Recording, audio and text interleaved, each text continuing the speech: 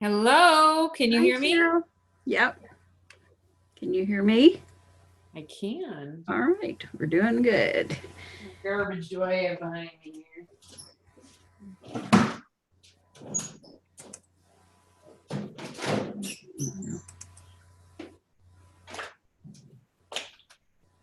Okay.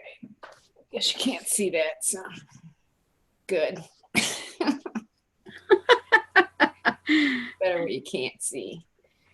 Okay, so it's recording. You could pause it right now, but Yep, I can pause it. Hello, everybody. Welcome. This is Thursday, March the 15th, 2018. My name is Jackie Close. I have been using essential oils since 1995, was introduced to Young Living in 1999. I became a registered aromatherapist for over 10 years.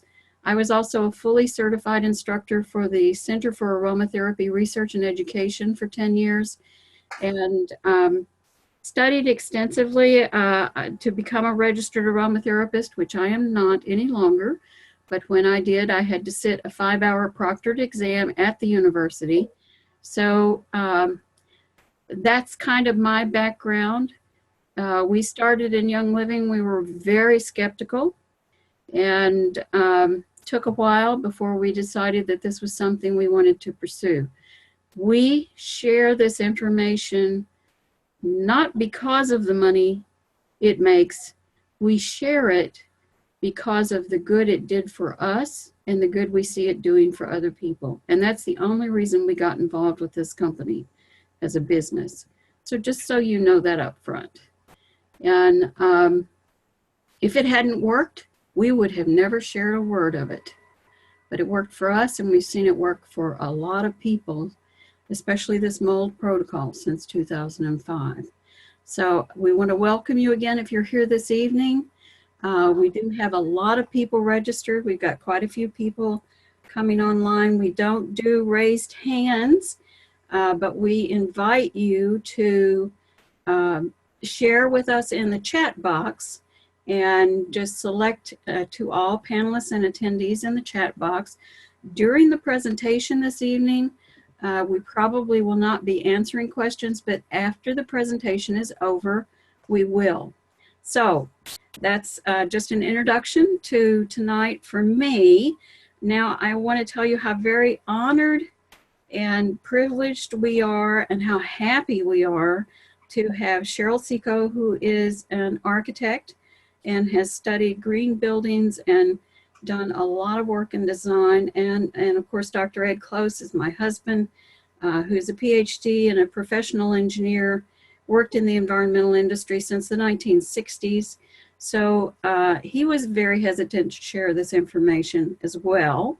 But it became something that he felt was the best option he could offer to his clients.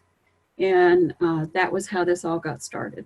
So he did the testing in 2005 and 2006 and 2007.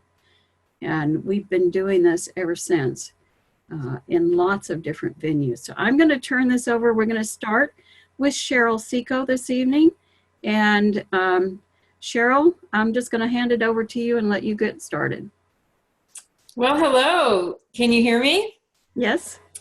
Well, thank you for having me. I'm thrilled to be here. I discovered essential oils long before I met Jackie and Ed, but I didn't really think about how it could help my family until we were exposed to mold and had some issues, and I was doing research and then stumbled onto Ed and Jackie's information and their webinars, and so that's my connection, and because I had success is why I continue to use it and continue to share it as well. So this program is Mold in Buildings and the Role of Essential Oils. And I will be joined with Dr. Ed Close halfway through the presentation. He'll take up the second half. But the first half is going to be me. I'm talking about mold in buildings. And I am a licensed architect in the state of Illinois. I have been an architect for over 30 years now. I have an undergraduate degree from the University of Illinois and a graduate degree from the University of Minnesota. And I also work for the wood industry as a senior technical advisor for 5 years, training my peers, actually, other architects, engineers, and code officials on the aspects of mold, or aspects of wood in relation to water damage, mold, durability, sustainability, fire, all the topics that matter when it comes to wood. And we were promoting, it was part of a program that was promoting wood in commercial buildings. So that's my background. I'm going to tell you a little bit more about my story. So my journey actually has to do with my family. And this is my family actually a couple years ago. So my kids are grown. But over the years, we've had numerous health issues, and everything from headaches to ADD and asthma, autoimmune diseases, mental problems with mood swings and sleep disruption. And ultimately, what we ended up realizing, actually in 2004 was when we first realized it, was that we were being exposed to toxins in a number of places, and mold was one of them. And so in 2004 was our first introduction to mold, not our first introduction to being exposed to mold. I think we'd been exposed several times before that we know of, but it's the first time that we actually had experienced a member of our family being sick. And it was my daughter, who was 10 at the time, and she had full-on asthma with an inhaler at home and in school. I thought it was strange. She also had rashes, and then she started having migraine headaches, and they're doing CAT scans and all these tests. And I went to a program related to architecture for continuing education on mold in commercial buildings, and learned that the symptoms were much more vast and harder to understand than I had really realized. I thought if you walked out of a moldy building, you'd feel fine. And she was in fact allergic or having reactions everywhere she went, even though she was mostly being exposed in our home to mold in our ductwork. That is actually, the third picture is actually a picture of our ductwork after we had it cleaned by somebody who scammed us. So be very careful with what you do. There's very little to no regulation on anything related to mold in most states, certainly not related to duct cleaning either. That's my son cleaning. Our entire house was covered in dust, and we had aspergillus mold in our ductwork. So that was 2004. Then fast forward 10 years, and my husband got very sick, and I got very sick with a number of other illnesses that we trace back to toxin exposures, including mold. And we had another hit in another home. So who is most effective will be the young. They'll be the most sensitive and the first to react. Elderly are also people that are more affected. And anyone who has any kind of a health compromised situation.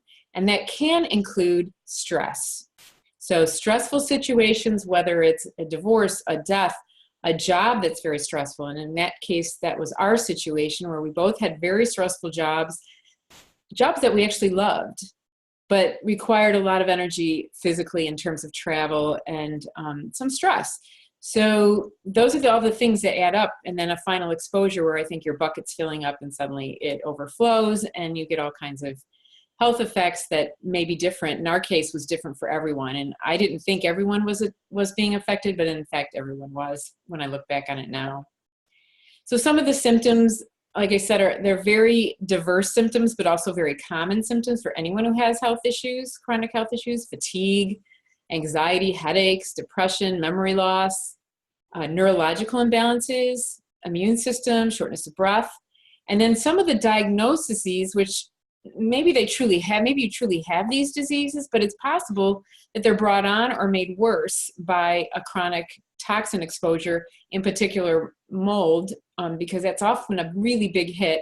And if you're sleeping in it, that's the time your body wants to heal, and it's not going to be able to heal because it's actually burdened every minute of every day that you are in that kind of environment. So in this program, I'm going to talk about the why and the history, causes, types, and sources of building mold. And then we'll talk about some construction, design, and maintenance issues that everyone can be aware of and learn from. Then Ed is going to talk about, he's going to take the reins and talk about sampling for mold, remediation, and essential oils. And then at the end, we'll do questions and answers. And as Jackie said, if you put questions in the chat, we'll get back to those at the end, and you can also add your questions at that time. So the why is why is this happening now? And I mean, there's always been mold, but it's much worse now as an unintended consequence of the sustainability movement. Now, the sustainability movement's a good thing. We don't want to live in a drafty home or drafty buildings. We don't want to pay a lot of money for energy. However, the result from all this building tightening has really been to mess with our air quality. And parts of our buildings that have always gotten wet are still getting wet, just now they cannot dry out because they are so tight. And that's leading to the mold issues, which then are affecting air quality. There's other toxins to be concerned about as well, but mold is certainly one that we can control. So why are we not hearing about it from our doctors? Why are we not hearing about it from the government? Well, if we look back at the history of toxins throughout the last 100 years, we're going to see a lot of reasons why this has happened over and over again. And this is just another case of the same thing. So lead paint, Agent Orange for the military, fire retardants. My children wore fire retardant treated pajamas. Pesticides in everything from the food to the water. Formaldehyde in building products and in the air due to lots of reasons, things just like air fresheners. Aluminum could be in our pots, could also be in vaccines. Mercury, that's dental, could be in vaccines as well. Spray foam is something that is thought to be good, but I'm hearing more and more about spray foam, which is causing me to question that product as well. And then the big one that you often think of is nicotine and tobacco, where we actually had doctors advertising their favorite brand of cigarettes, and so we didn't know, your doctor didn't know. And then as more research happens, you start to realize that it was very toxic. In fact, we had DDT off-gassing wallpaper, and here's an ad showing, put that in your baby's room to keep the insects away. There's online, you can see pictures of children running after mosquito spraying trucks spraying DDT. Now, anybody exposed to this at that time, and this was the 50s, is dying young of some very terrible diseases. And that could happen even today. So be careful about those new products that you hear about. That are going to solve the mold problem. They may be a problem for you or your family or your children later on. I do believe mold is the asbestos of the 21st century. And if we look at the asbestos history, we can see kind of a lot of similarities. Asbestos was first known to be toxic in the 1900s, turn of the century. And it took 26 years for there to be even one workman's comp claim that was successful. 26 years. And then from there till 1979, over 50 years before there's even an intention to ban asbestos. And then in 2001, and even to this day, we have asbestos in all kinds of products. So mold is on the same, mold illness, mold exposure, that the understanding of its toxicity is on the same path. Hopefully it will be faster because of the internet and the availability of the information that we can access today that we couldn't at that time without going to a library and doing a lot of work. So I do think we're on the same path. Hopefully we'll much quicker, and it's really incumbent on us to try to teach ourselves and to learn what we can. And that's why I'm doing this.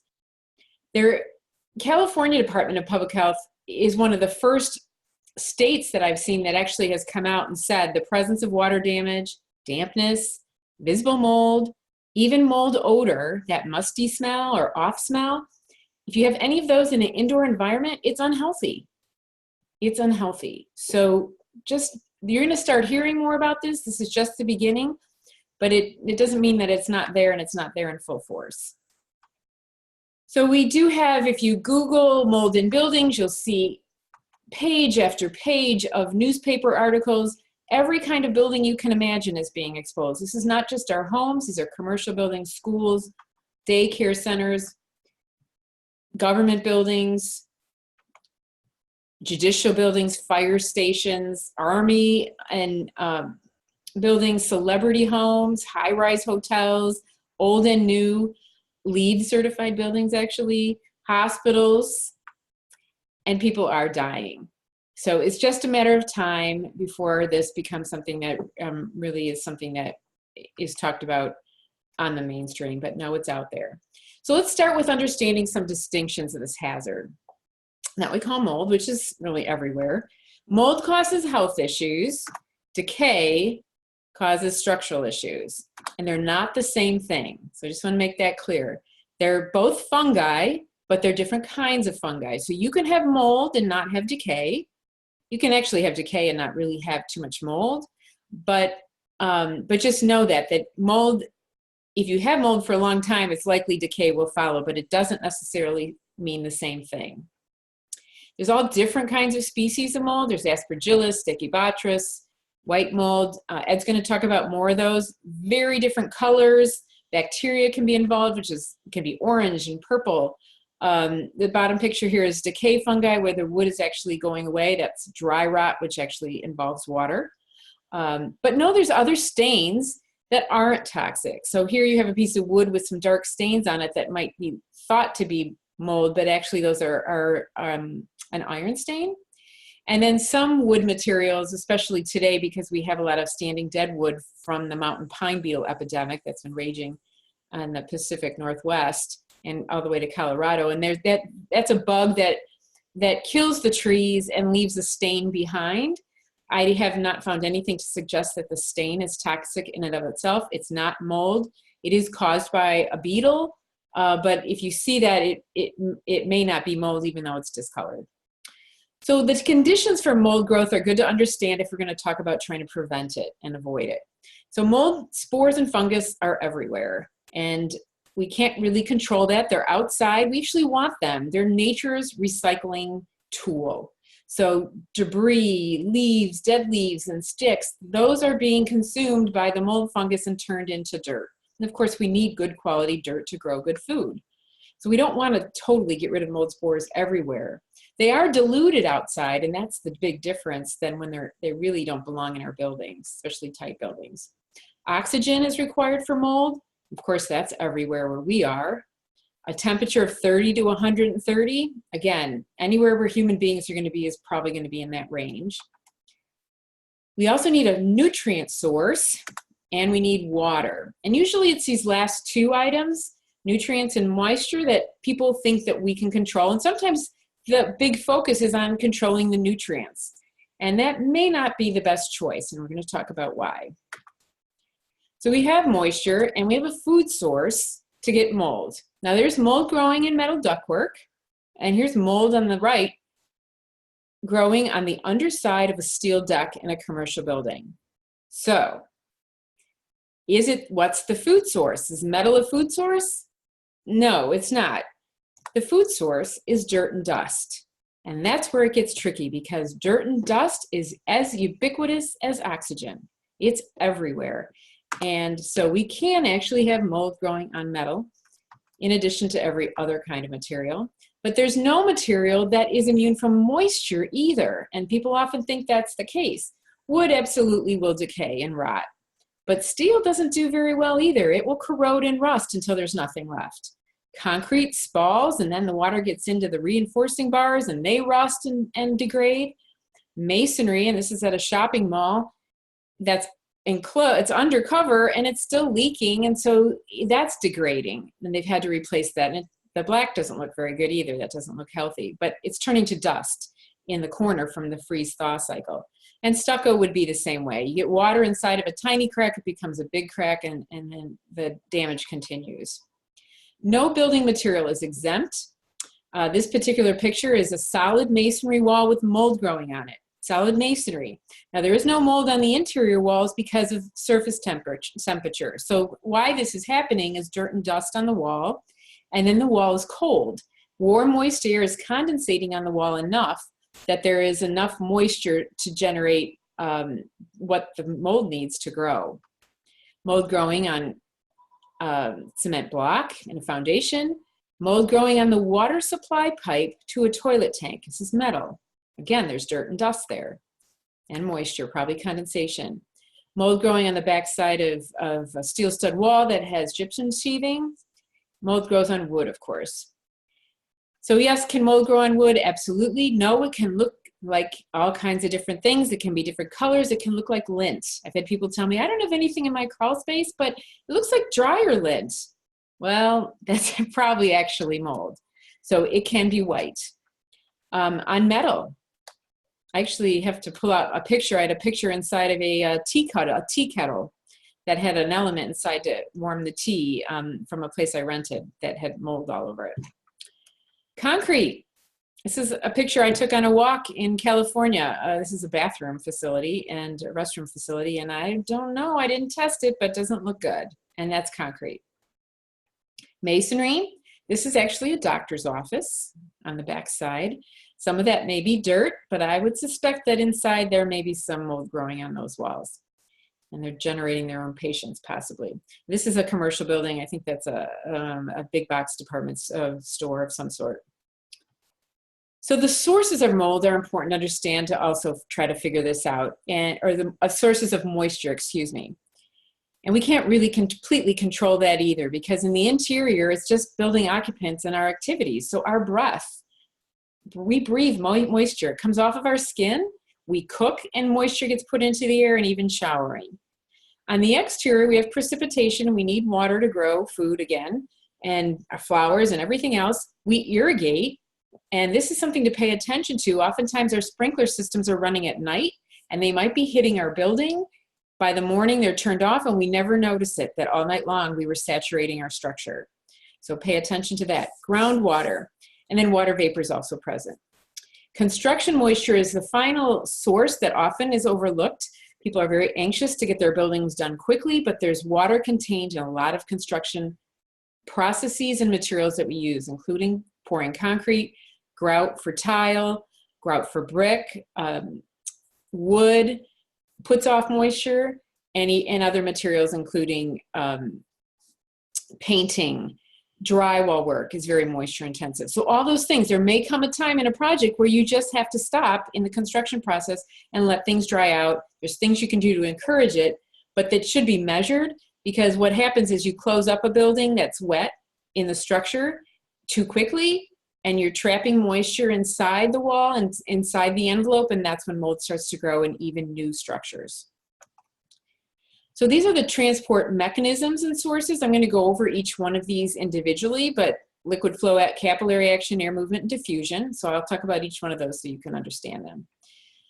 Liquid flow is the obvious one. So that's water under a driving force, usually rain. Gravity's often involved in pulling it around, but you can actually have moisture moving against gravity. And this has to do with air pressure differences. That is, if it's a negative pressure inside of a building because of things like exhausting fans, maybe it's your cooking exhaust, your bathroom exhaust, even a dryer can cause a negative air pressure that then in tiny, tiny gaps actually draws water inside the structure. Capillary action is the next transport mechanism. This is a way that water is moving through porous materials, and the best analogy for this is a paper towel that's wicking up moisture against gravity, but it's moving very quickly. So this is has something to do with the surface tension of water, and surface tension has to do with when you put a drop of water on your finger and it can stay a drop. And that's a surface tension of the water holding it together, and that allows it actually to move in small spaces and even in very tight spaces to be wicked into between materials and end up being in places that can't dry well. This is a picture of something called rising damp. So the water is pooling up against this wall, and it actually is wicking up, just like that paper towel example, into the wall. Here's the same thing happening in brick and even in drywall. So in this case, I hear a lot of people saying, oh, I want to live on a slab foundation house so I don't have to worry about mold. Well, that's the farthest from the truth. Any foundation system is susceptible to water being accumulated underneath it or near it. And in this case, this is a slab foundation that has water accumulating under the slab, which is then wicking up into this interior wall, into the wood studs, and into the drywall.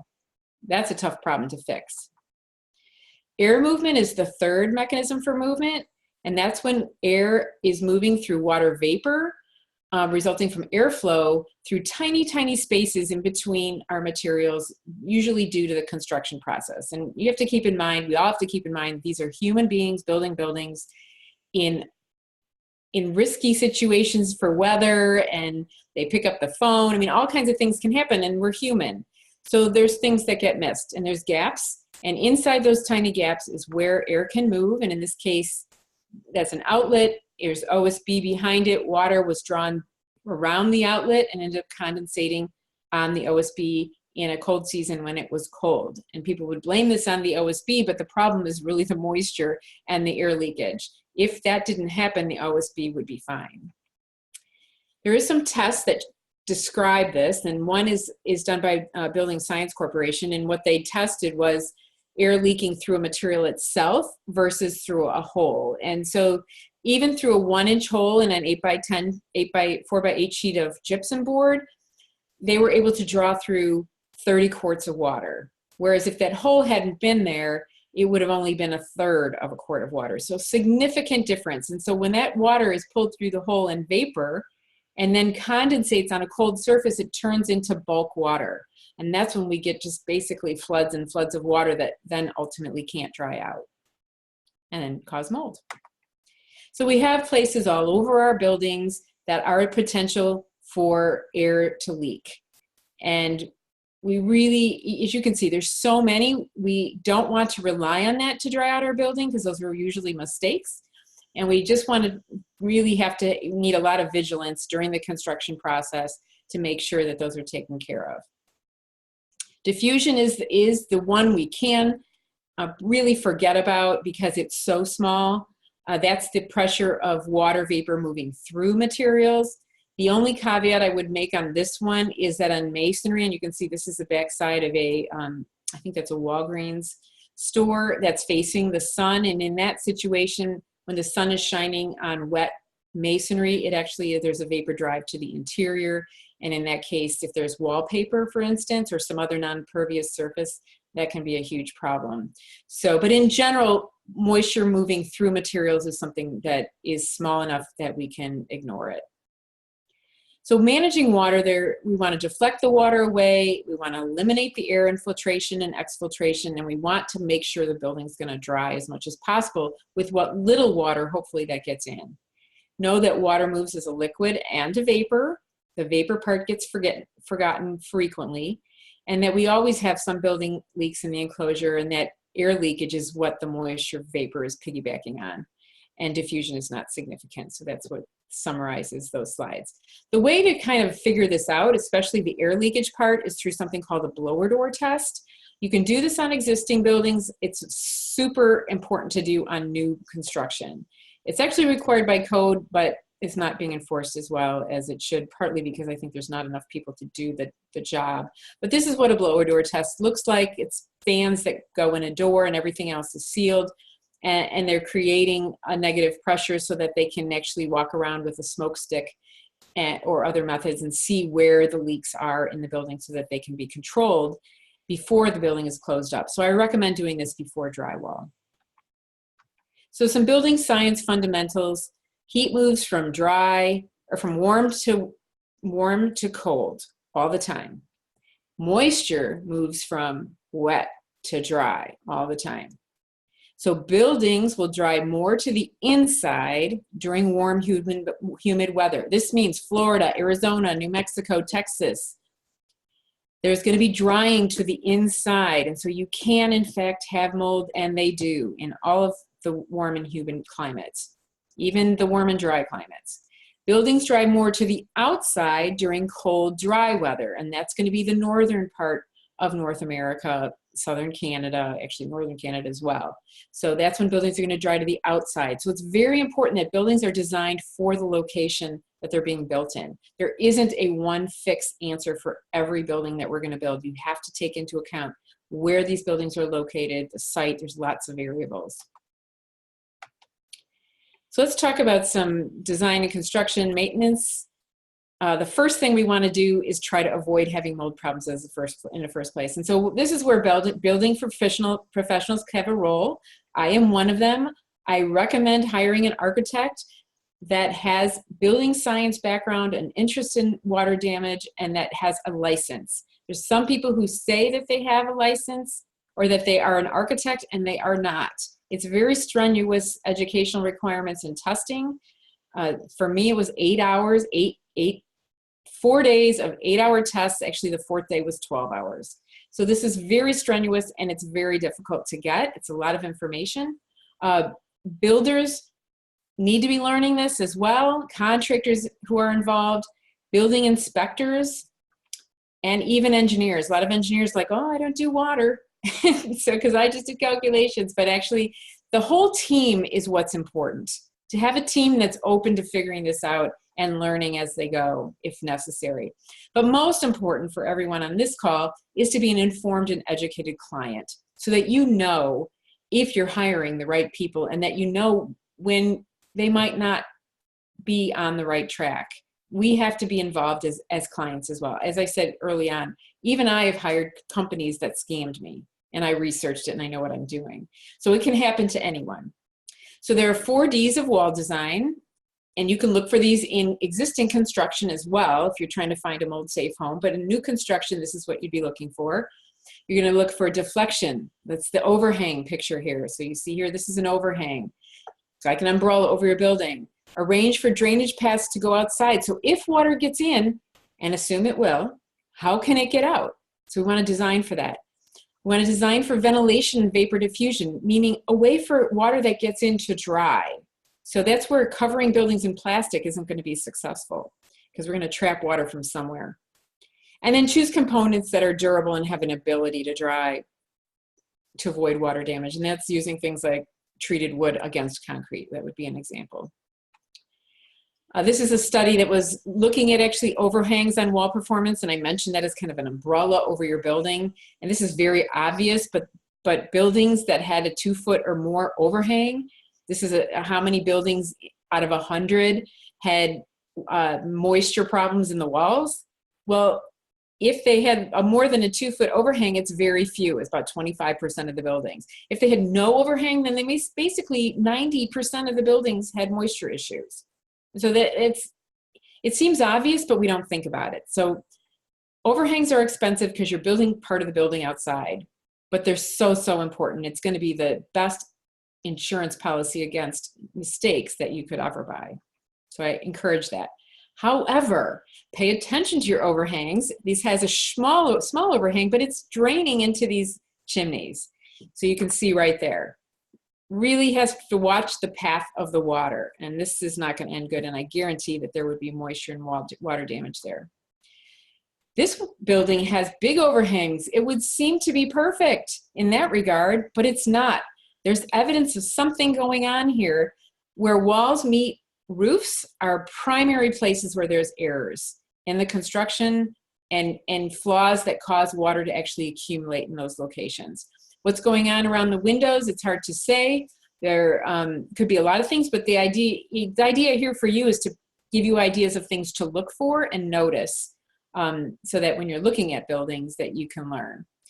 Design flaws. Not all buildings, not all designers are created equal anyway. Just like this is probably not an architect, this is probably an addition, but how's the water going to get out of that location? There's just like no way. So you have to look for things like this and use common sense and say, okay, use a scrutinizing eye and say, maybe I don't want to buy that building, or maybe I don't want to rent in that building because I can't see how the water gets out of that location. And it probably is being absorbed into the wall.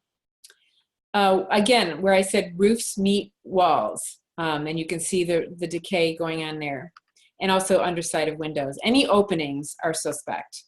In this situation, stucco is very, very transparent. You can, if you start noticing what to look for, there's a lanai here with gutters that are coming off the lanai, and you can see this one's probably not working properly because the downspouts on the other side, and this looks like evidence of water behind the stucco.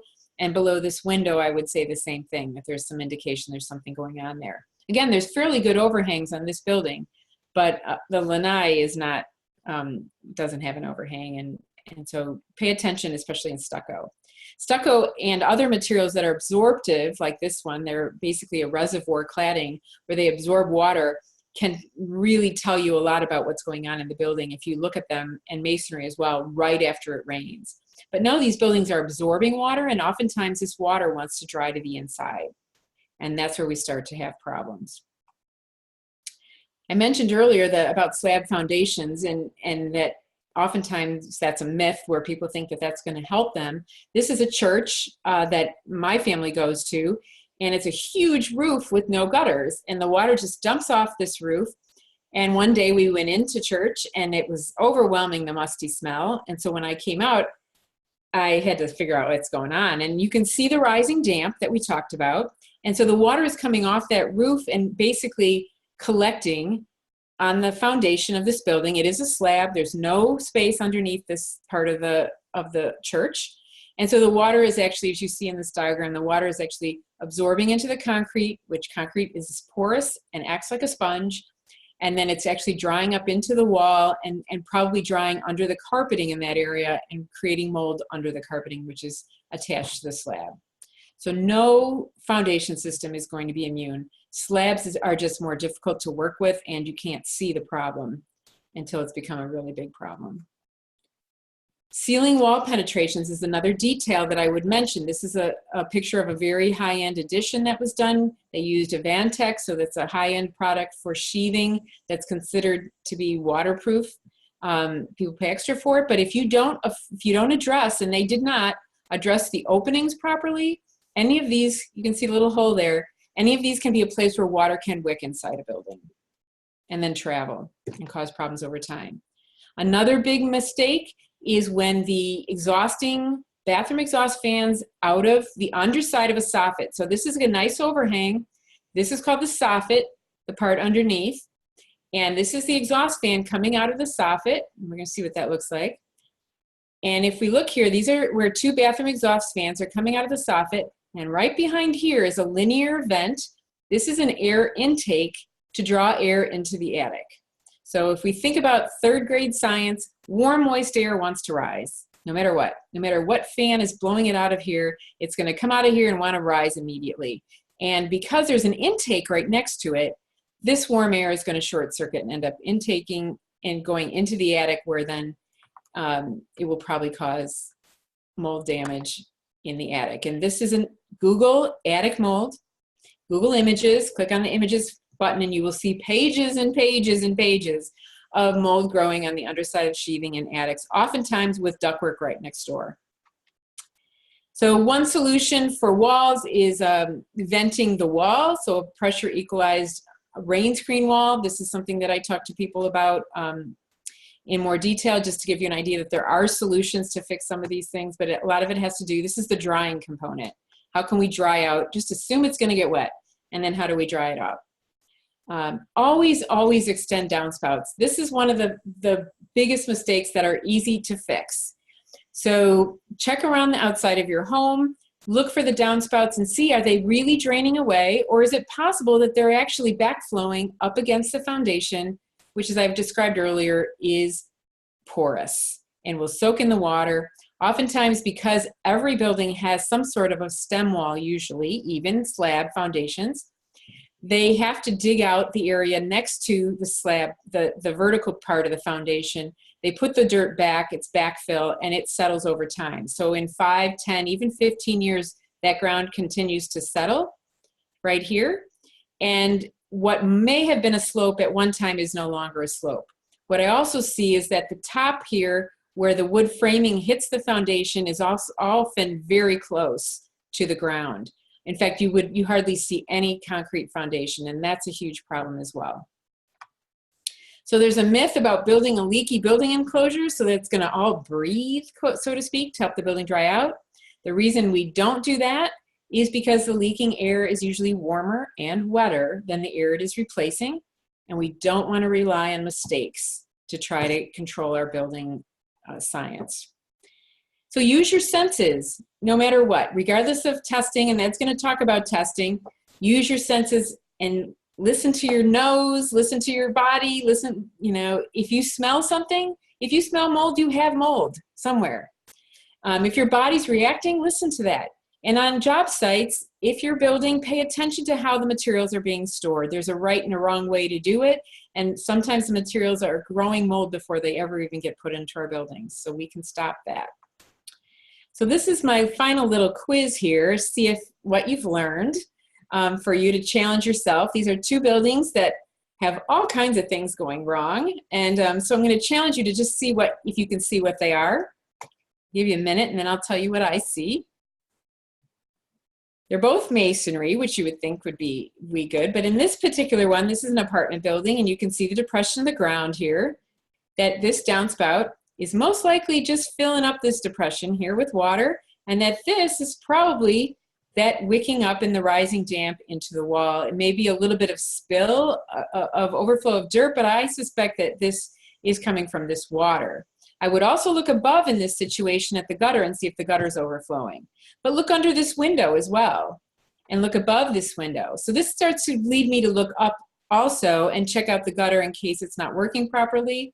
This vent looks rusty. There's a little indication of some discoloration here. So there's lots of things to look at here. Under this, this is an air conditioner in the wall. There's something that looks funny here too. So these are the kinds of clues. We have to be detectives on our buildings. And this one, this is an older building, very lovely building, but interesting. Look at this dark spot, even though it's under an overhang, and it's very close to the overhang. So this tells me that there's something going on in the roof here, probably in this valley, that might not be working properly, and water is actually getting through there, and it's ending up here probably with a lot of damage along the way. Obviously here we have a wall and a roof coming in contact with each other. This is full of water for sure. There's something called kick-out flashing, which I didn't get to in this presentation, but that's needed here. That's often missed, and it's missed here. And so you can see there's probably water here that's filling up the wall, and then you have the same thing over here. So those are just some things that I can see in these buildings, which caused me to photograph them. And sorry. And that's the kind of thing you have to look for, and that's what I help people with.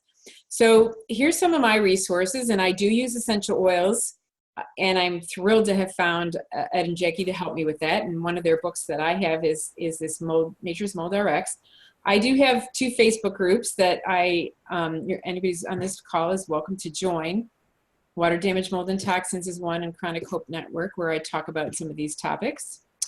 Some of the science resources that I have to share, and these are both in the notes of that group, the Damp Indoor Spaces in Health, and also the WHO guidelines for dampness and mold, and then an article by Jeanette Hope, who is an MD, talking about the science behind the health issues. So if somebody's telling you, no, it doesn't affect health, it's all in your head, use these documents. It's not in anybody's head. It does affect your brain, but it's a real thing. These are really toxic fungi, and maybe Ed can talk to that some more. Some other videos that I recommend: The Human Experiment. It's narrated by Sean Penn. I got it at my library. It talks about all kinds of toxins in our environment, and I just thought it was excellent, so I share that. There's a movie called Moldy, which is often free online, and there's a bunch of other ones, and you can YouTube and find all kinds of things there as well. So that's the end of my presentation, and just a little bit about me and my services. I do offer strategy consulting. I help people with leak discovery virtually, design and construction review of new projects, products and materials research, testing review of whatever you've had done.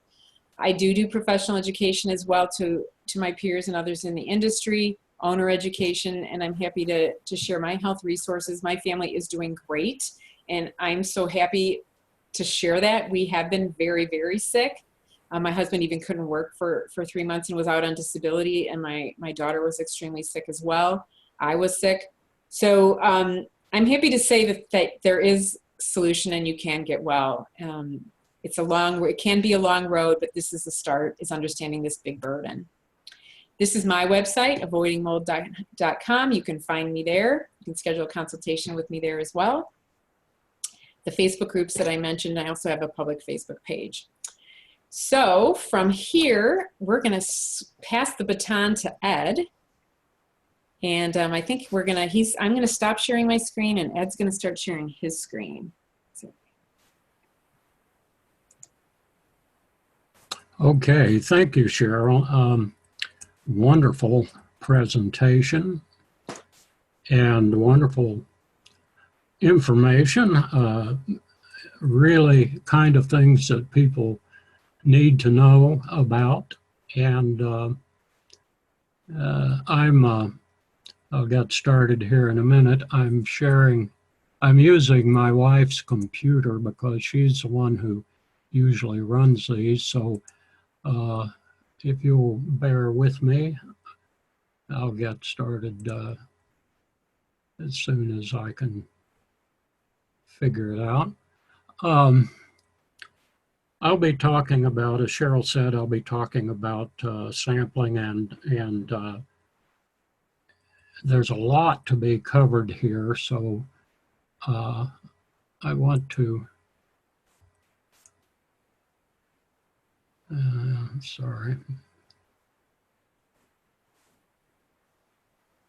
And if you try that piece on the bottom, that's how I did it on my, in the bottom right hand.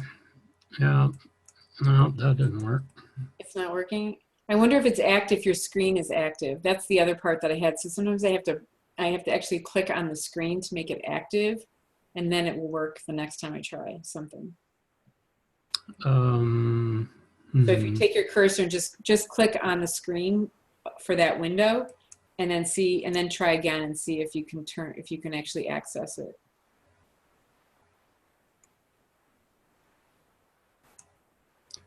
There we go.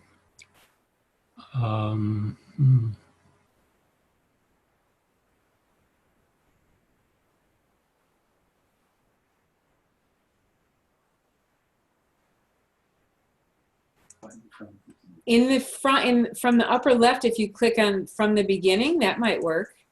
You see that where it says from the beginning? Right below your cursor? Yeah, that should work. Yeah. Just a little bit of trouble because of the difference in the computers there. That's good enough. We'll go with that. And a little bit about myself. Jackie told you a little bit, and so did Cheryl.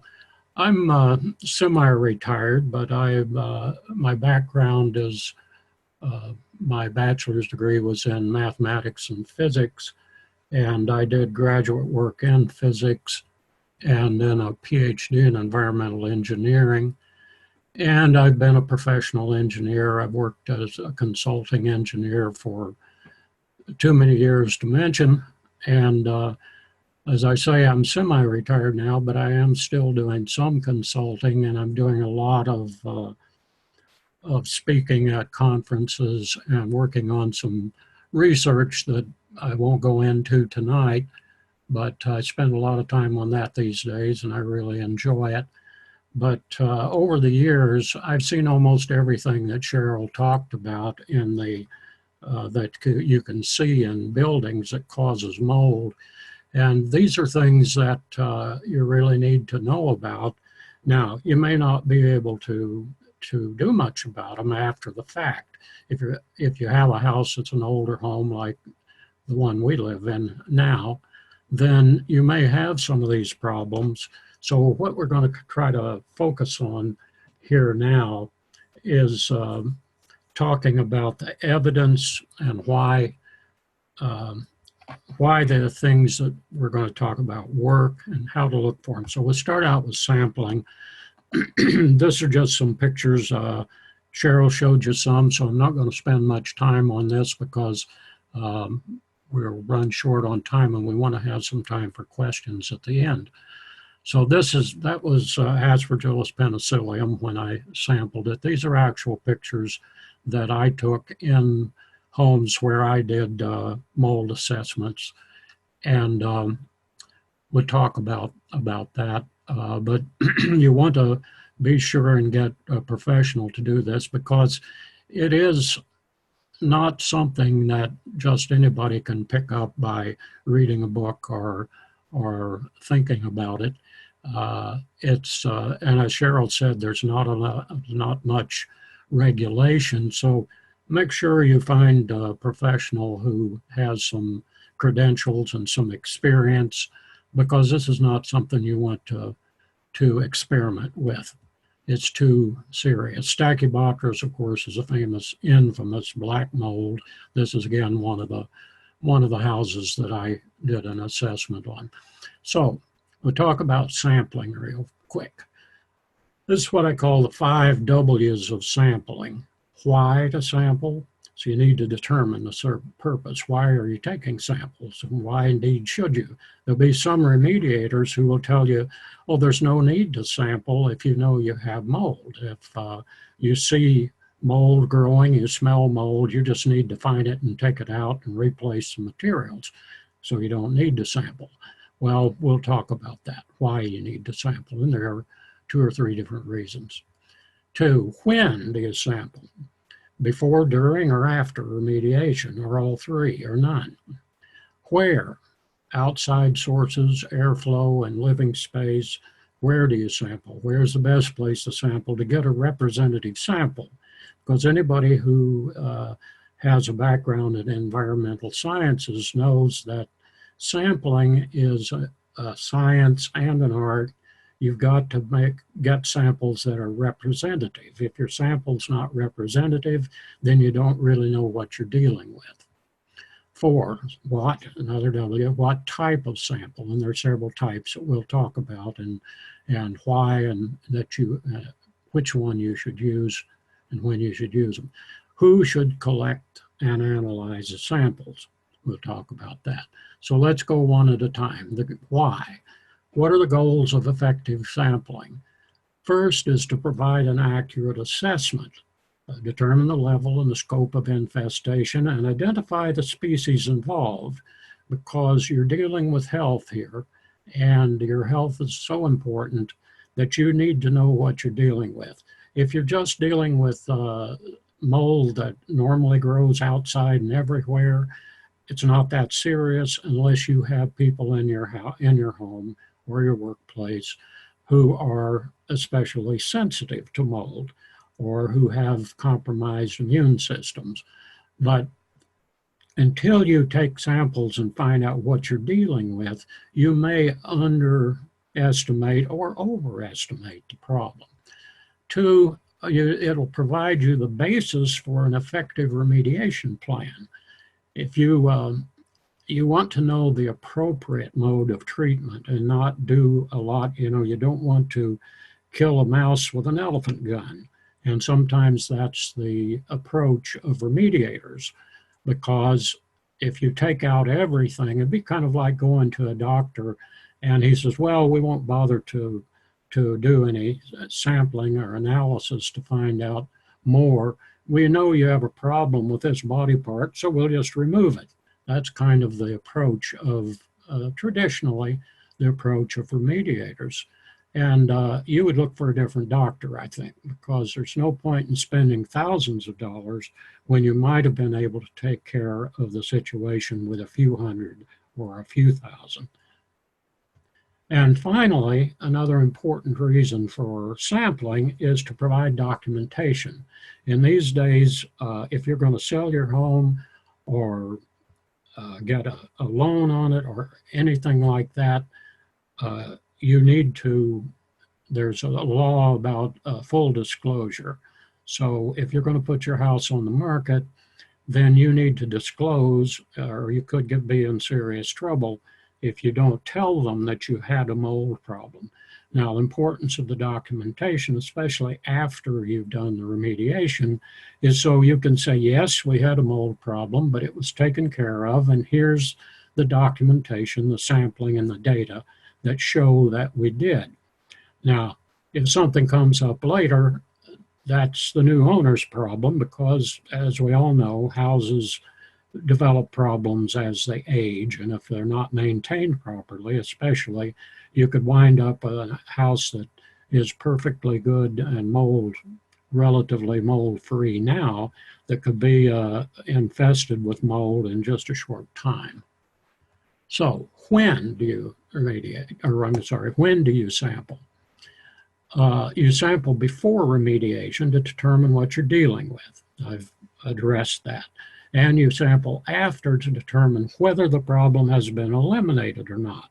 And this is important. Sometimes conventional remediation companies will say, you don't need to sample after, we've taken care of it. We've removed everything that was moldy. Well, that's risky. And I understand why they don't want to add the expense, and they're actually afraid that you will find mold because in their process of remediating, they've disturbed a lot of things. And they may have taken all of the source out and solved the problem, but suppose they didn't. Suppose there's a source that nobody found that's someplace else. then your sampling after will show that, and you need to go back and look because there's another source. Where? Outside. In the years of experience that I've had, I put a lot of stress on air samples because that's the primary way that you get um, exposed to mold, is through the air that you breathe. So the air samples are very important. There are pluses and negatives about all of these kinds of samples. And this is why you need a professional, a certified or licensed, registered professional to do the assessment. And we'll talk about the various ways here in a minute and why that you need a professional. The outside air sample is so you can compare that with the inside. For instance, if there are species in the inside air sample that you don't find at all in the outside air sample, then that's a good indication that that particular species is growing inside. And there are several. Most of the species that cause the most health problems are species that do grow in sheltered places inside of buildings, but do not grow in any abundance in the outside. And then the second thing is, okay, maybe it's a species that you find outside, like Aspergillus and Penicillium are pretty ubiquitous. But if you've got 10 times the level inside as the outside, and this is where, again, you need a professional that knows your area. The professional will know what the seasonal levels are for different, and it will vary from day to day and week to week. There's no question about that. But they will know that if the outside samples are uncharacteristically low or uncharacteristically high, and take that into consideration in determining what's going on in your house. You need at least one air sample on each floor of the building, because I've seen it many, many times that there's a great difference there from floor to floor, especially if you have a basement. But even if it's just a two-story building, or if you need to look in the attic, you'll find something, not only different levels, but different species will be growing on different floors of the same building. Now, you need air and tape lift samples in known source areas. This is areas where there's visible mold, or areas with excess moisture where you expect there may be mold. The air sample will tell you what's in the air, and I've seen houses that, in fact, in our case studies that we did in the book that we published, houses that you see no visible mold whatsoever, and yet I took an air sample and there was over 50,000 spores per cubic meter in the air they were breathing. And it wasn't coming from any place you could see. So then you have a detective problem to find out exactly where it's coming from and what it is. Now, who? Really, you should get a trained and certified professional to do this. And we'll talk about options, and I'll explain this a little further as we go. Now, there are several types of samples, and this is a list and a little bit of explanation. I've listed them in the ones that are most important to the least important.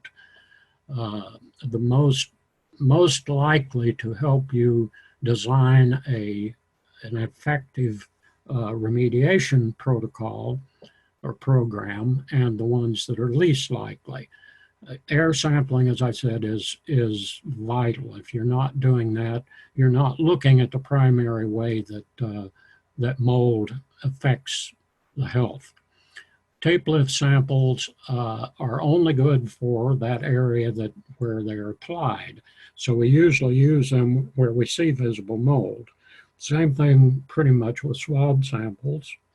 Now, bulk sample is where you actually take a piece of the material, like if it's a ceiling tile or wallboard or wallpaper, you actually take a piece of that has mold growing on it, seal it up, and send it to the lab for analysis. Now, I mentioned culture because Some of these samples, like a swab sample or a bulk sample, can be cultured in the laboratory to determine exactly what mold cultures are growing there. That can be very helpful in developing a program of remediation.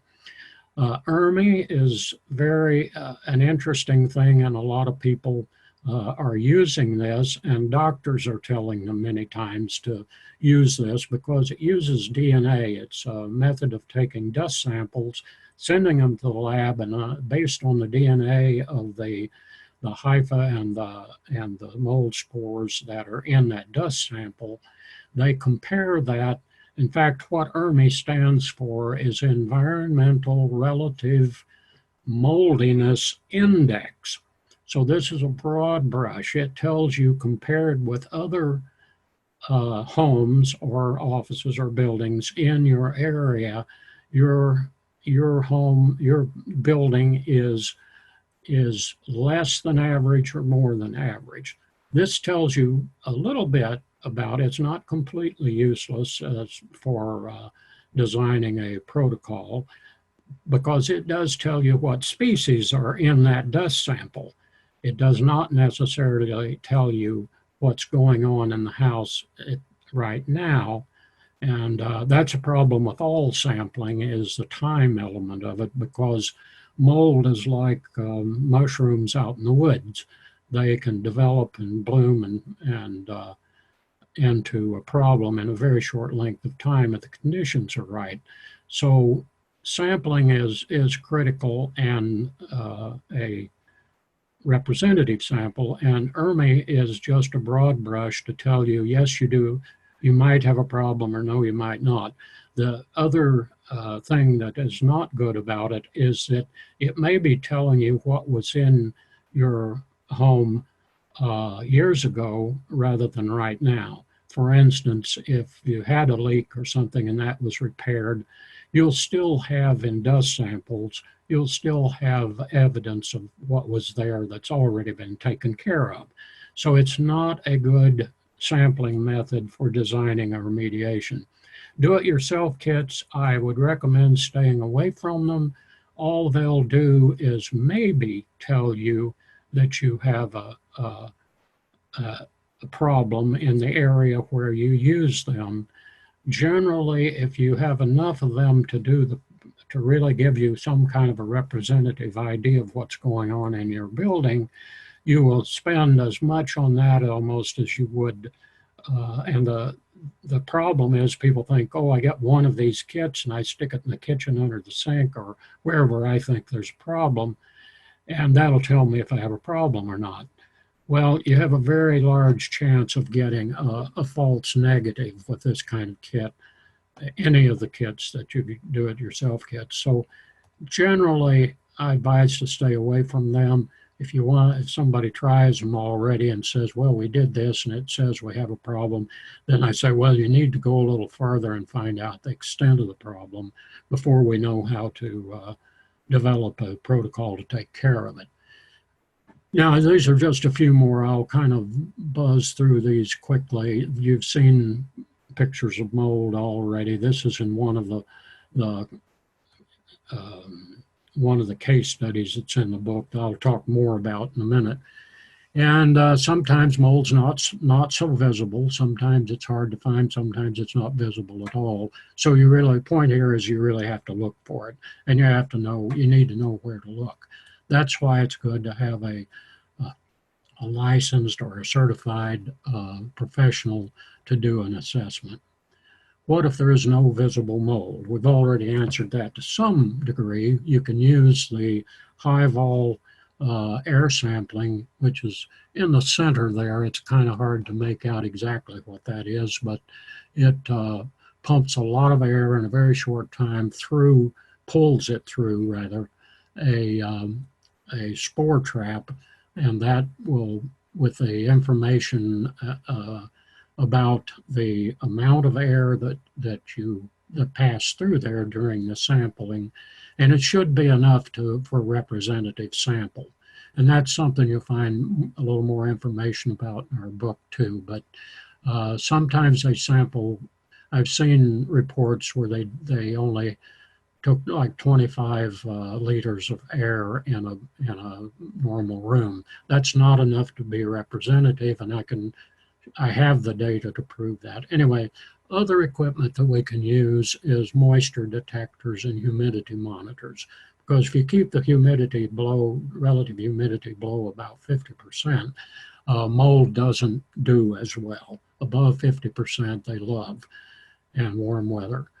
And the moisture detectors can help you determine if there's mold inside wall cavities and that sort of thing. There's another way to do sampling there, but for inside cavities and that sort of thing, but I'll not go into that level of detail right now because of the time element. So you have three options that I'll talk about: the industry standard remove and remodel. And this can cost lots of dollars. We've had clients who had estimates from remediators upwards of $20,000-$30,000 to clear up their mold problem. And with the thieves protocol, we were able to solve their problem and get rid of it and document it for a tenth of the amount, for a few $1,000s, not a few tens of thousands. So the thieves protocol we're going to talk about in more detail. There are others, and we'll talk about those too.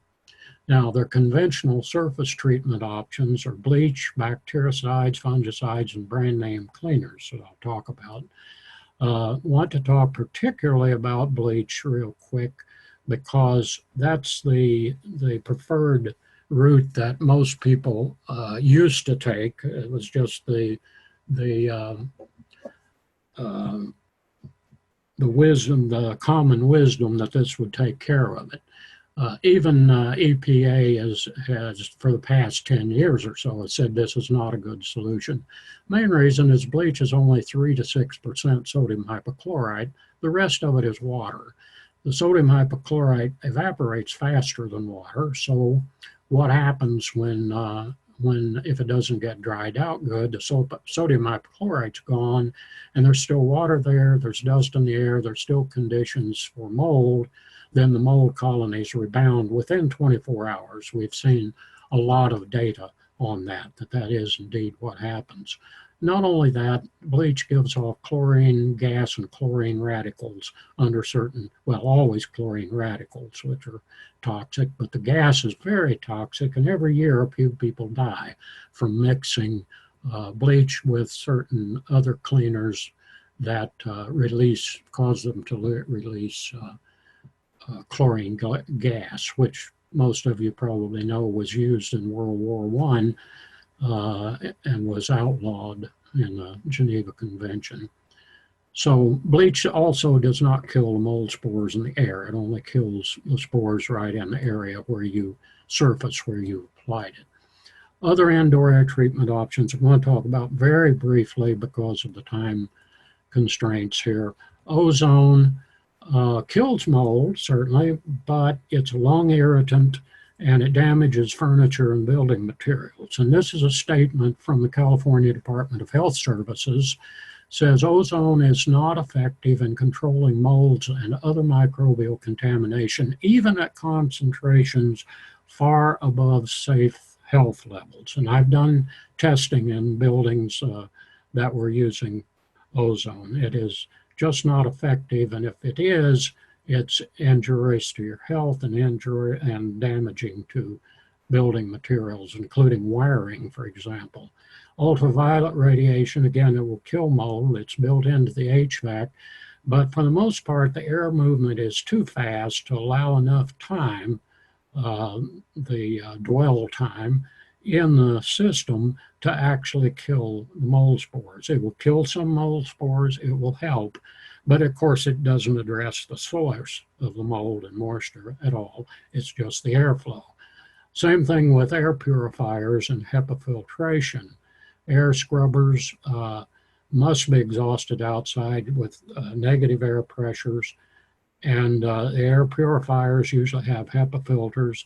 but neither does anything to address the source. And I've actually seen cases where these large HEPA filter fans were used and they actually pulled contamination into the building from sewer lines. So you have to be very careful about how these things are used. And the big point is they do nothing to address the source. Fumigants are used and they are toxic. And I mentioned some of them here, like methyl bromide. I had a university student who worked for me called it methyl ethyl death. All of these things should be avoided and only used in non-occupied spaces. In occupied spaces, you need to use natural aerosols to take care of the mold spores and then something more to take care of the mold that's on surfaces. Now, you need to look for alternatives, especially when people are mold or chemically sensitive. Where that's an issue, you need to look for something that is non-irritant to the lungs and the respiratory system. That's natural and antifungal. It removes the spores and the microtoxins from the air, treats the source colonies, and will treat surfaces. So it treats air and surfaces. Enter Young Living Essential Oil Blend. And I'm going to really go fast through this so we have some time for questions. This is what's in the blend: cinnamon, clove, rosemary, eucalyptus, and lemon. So you can see that none of these are toxic at all. I could go into more evidence, more information about that with MSDS sheets and so forth. The evidence of the effectiveness of these, I'm going to talk about several things here where I've done this in health clubs, applied it, and in hospitals and commercial buildings and private residences. And it has worked virtually 100% of the time where the protocol was used properly. This is the patio test where I heard about this from a lady in Florida who used it to clean the side of their house. They had been using pressurized mold before, pressurized bleach before. And she tried it and found that it lasted longer than the bleach did. So I had to do a little test, and I cleaned an area on one of our back patios. We have a lot of big trees, and so there was a lot of both mold and algae. Cleaned it off, and then I came back. I went as far as 15 months later. You can see on the lower right the ice on the side there, but it went through more than a complete year through a warm and cold cycle, and it still hadn't reappeared. I'm going to go through this because it's important to understand the science behind this. Now,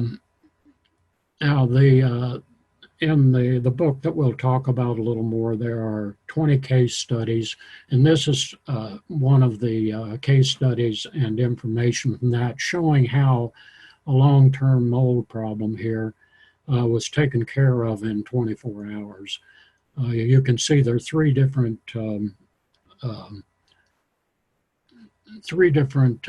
species here, and they are the bad guys: Stachybotrys chartarum, Aspergillus penicillium, and Cladosporium. And all of these were reduced drastically with 24 hours. And then there's what I call a residual effect. Because these oils are non-toxic, there's no reason for them to go away. They can hang around, and they're not a health problem for people in most cases. And you actually find that the spore counts were even lower 2 or 3 weeks later. Now, this is the protocol in general, and you can find this in the back of the book. There are 10 steps, and it just says sample, and then develop your remediation protocol, diffuse for 24 to 72 hours, and the amount of time depends upon the severity of the problem. Clean away dead mold and stains, and we do this with the Thieves Household Cleaner. Replace damaged materials if necessary, and then refinish the surfaces if necessary.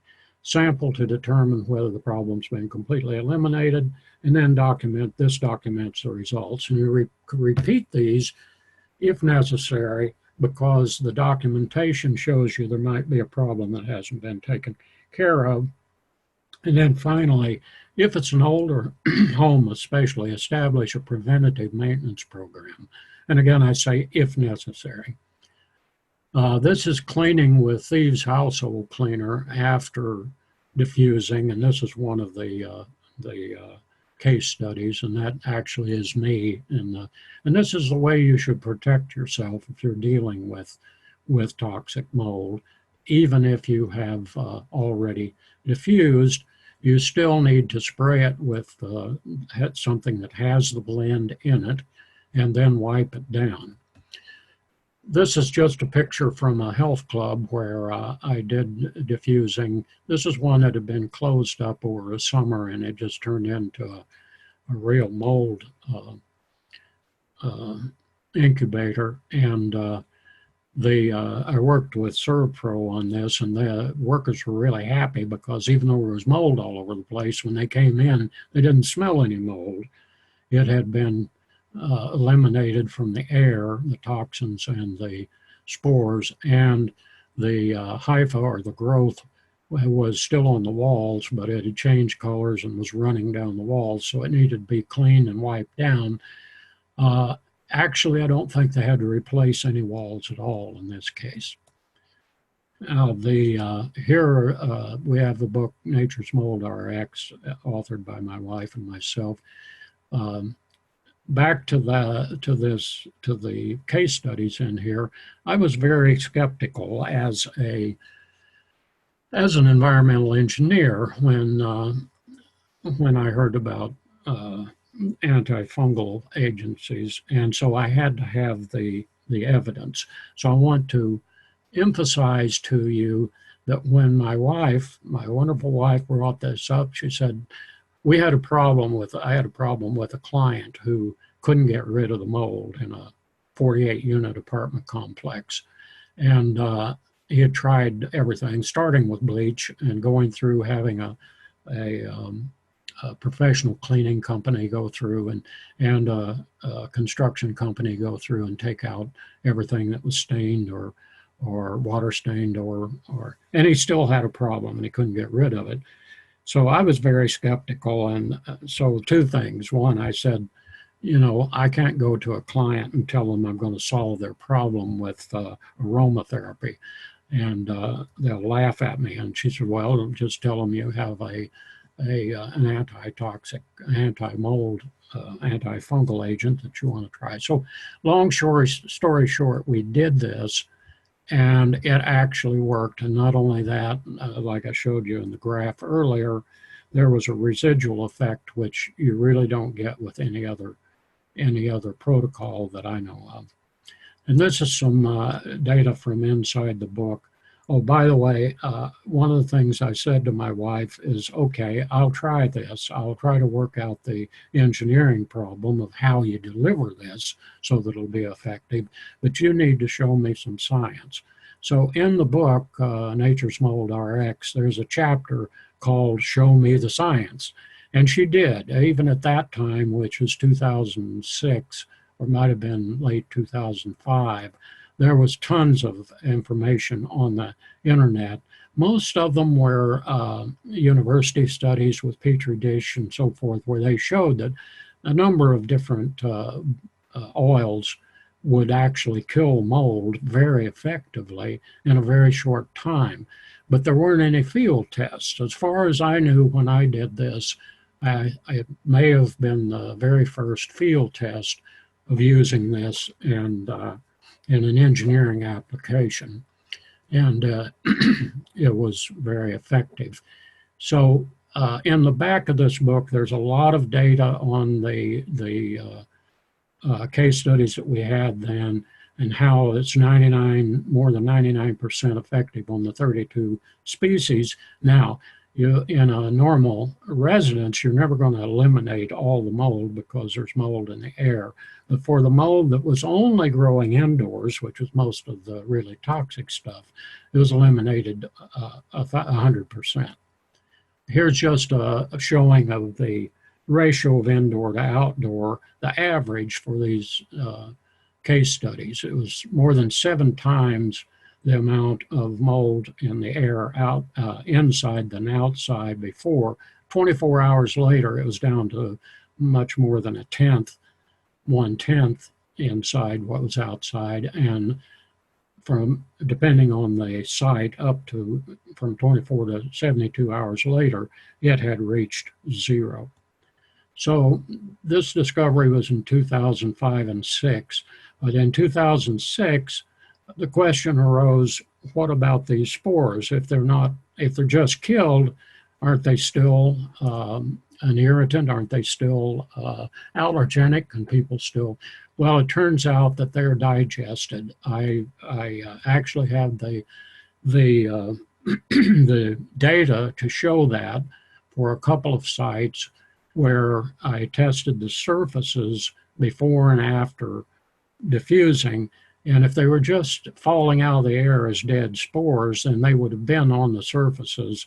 And a tape study, a tape lift there could be inspected in the lab and show that there were still mold spores. There were actually none, indicating that. And the reason is that the material that the cell walls are made of, a material called chitin, is dissolved by this particular blend of oils. There's no outfall of dead mold spores. Now, there's independent validation of this. In 2011, the Journal of Medical Microbiology came out with a report, and this is the details on it, and there have been more studies since, but it validated that the oils work by destroying cells, by damaging the cell membrane.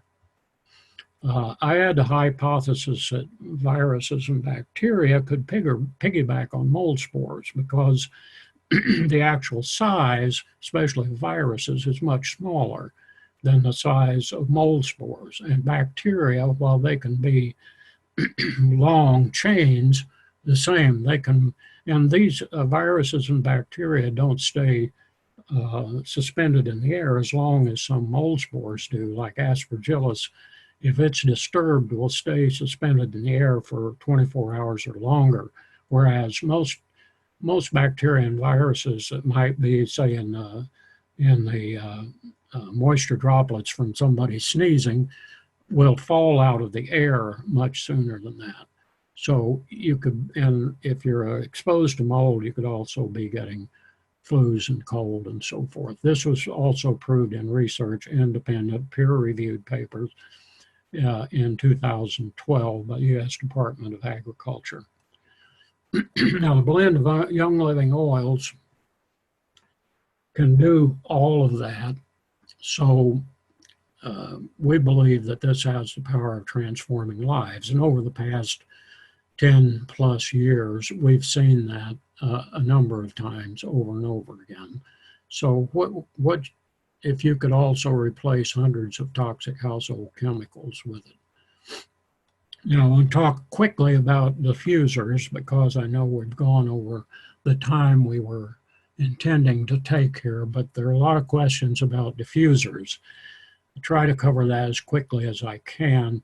The diffusers we used in the original case studies were the old glass nebulizer, and then we went to the one that Young Living had called a TheraPro, and we tested that and found out it was very effective. And then that one went away, although it may still be a similar one to it or the same one, may be available from the manufacturer. But Young Living now has this pyramid-shaped one called the Aromalux, and I tested it extensively, and we revised the head in it because originally the droplet size was too large, so it didn't stay suspended long enough to saturate the air, and that is the purpose. That's the object of the diffusing. It's like like what you do on your swimming pool when you do when you put a heavy load and you saturate to get everything out. So this is what you're doing with the remediation, which is different from what you do for maintenance. A maintenance program is much less intensive. But this is what's available now, and in places where you can't get it, you need to talk to Young Living or try to find a way to get something that will do the same thing. The key is that it needs to put through, the throughput needs to be at least 15 milliliters per 24 hours, 15 milliliters of the thieves' oil in 24 hours. And the droplet size has to be small enough that you almost can't see the mist that comes out. If you see a foggy mist come out, that means the droplets are too large and they won't stay suspended long enough to saturate the airspace. And this is designed for a 1,000 square foot floor space area, or 10,000 square feet if you want to talk about volume in cases where you have cathedral ceilings or something like that, or like the gyms so I've used this in hospitals and in health clubs, as I mentioned, and in government buildings, several of them, and in residences, and it works. For the wipe down, I recommend that you use household cleaner, the Thieves Household Cleaner. We've compared that, and this is a brochure that goes through that comparison with the brand name cleaners out there. And for the job that's done, it turns out to be cheaper, for one thing, and more effective. Plus, it does not have any toxins in it, which virtually every other household cleaner on the market does.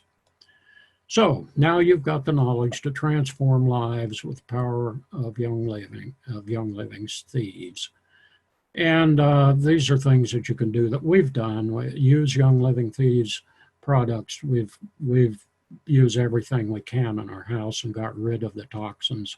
Improves your health and longevity. You can share and help others see a better way.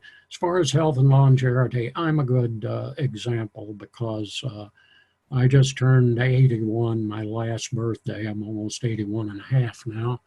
And I take no pharmaceuticals, not even aspirin.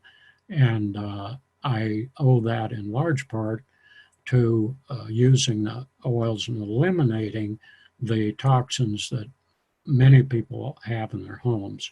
Now, you can build a business with this part-time or full-time and achieve abundant health and prosperity and help more people than you ever dreamed possible.